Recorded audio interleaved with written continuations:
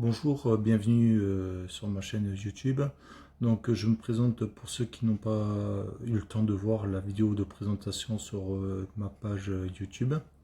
Donc je m'appelle Johan Krogenek, j'ai 39 ans, je suis développeur full stack. Pour expliquer full stack, ça veut dire que je crée la partie front-end et la partie back-end.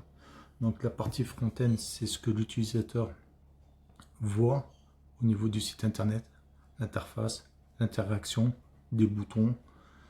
Et le côté back-end, c'est ce que l'utilisateur ne voit pas. Donc la partie qui gère l'application en elle-même, le site internet en lui-même.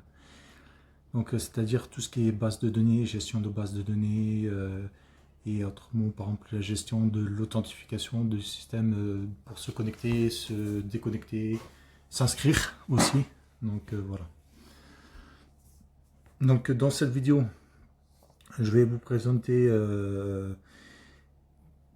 un site internet que j'ai créé pour un restaurant qu'on peut voir, c'est le restaurant The Kitchen.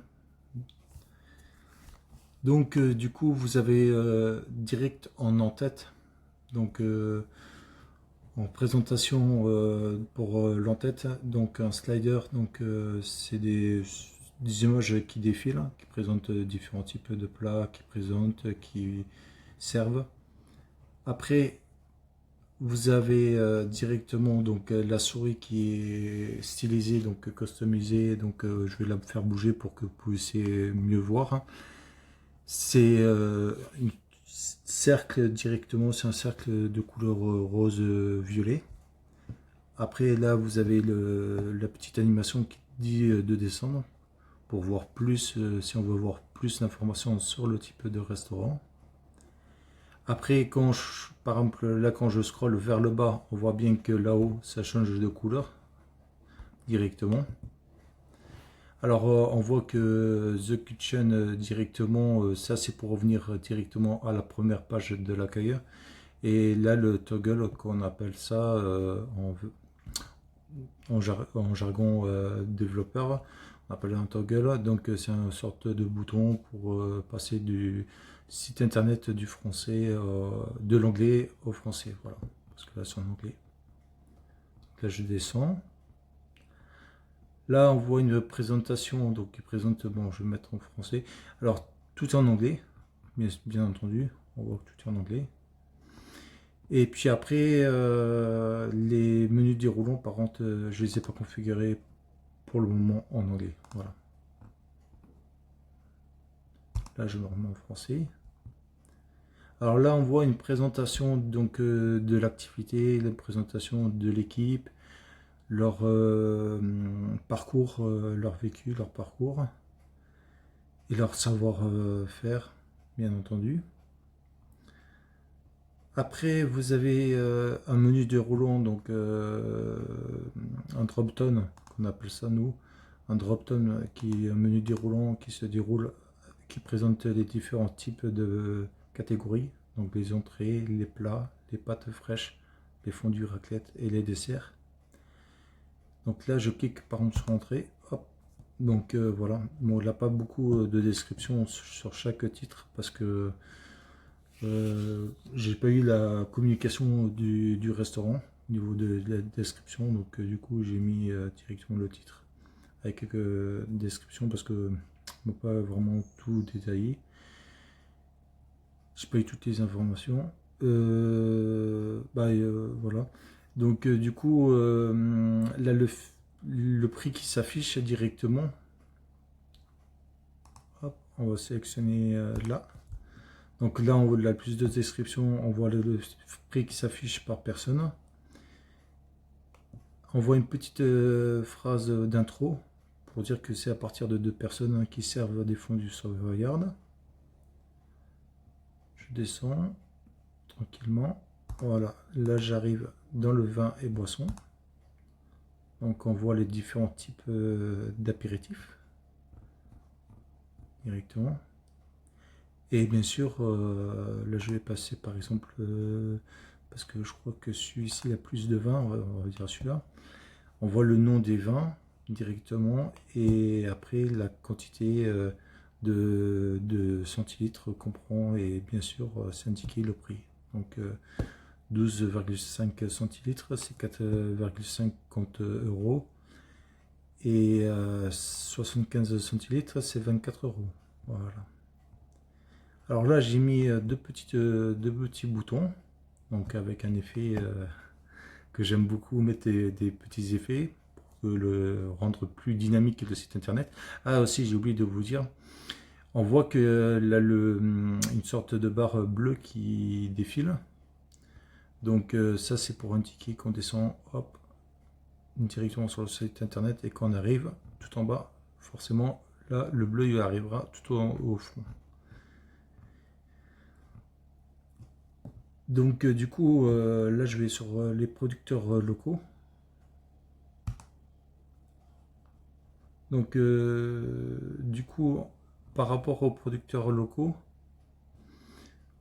dès que on va sur un élément de producteurs locaux, on voit qu'il a un effet de zoom qui vient vers nous. On peut pas cliquer, bien sûr.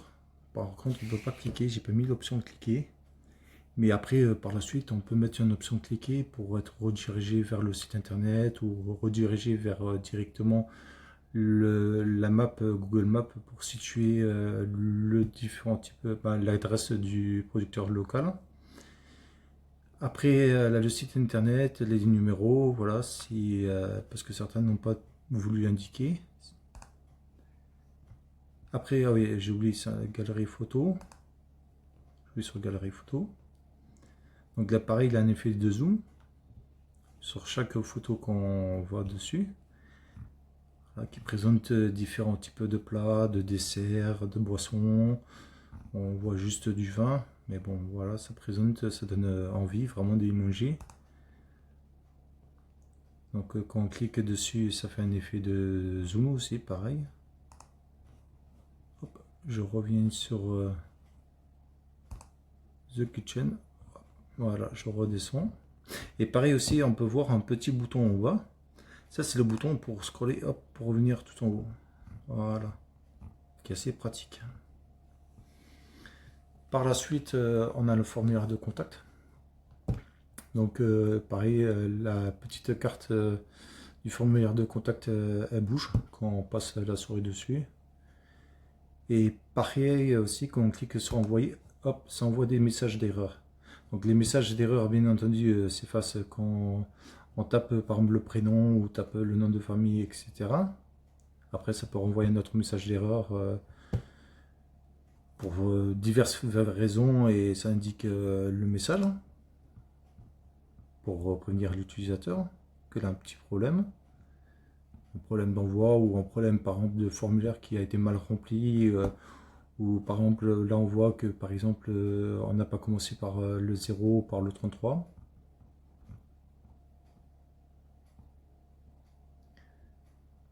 Après, on a la carte pour situer le restaurant directement, avec les coordonnées qu'on peut retrouver directement, le numéro de téléphone, l'adresse postale, l'adresse mail.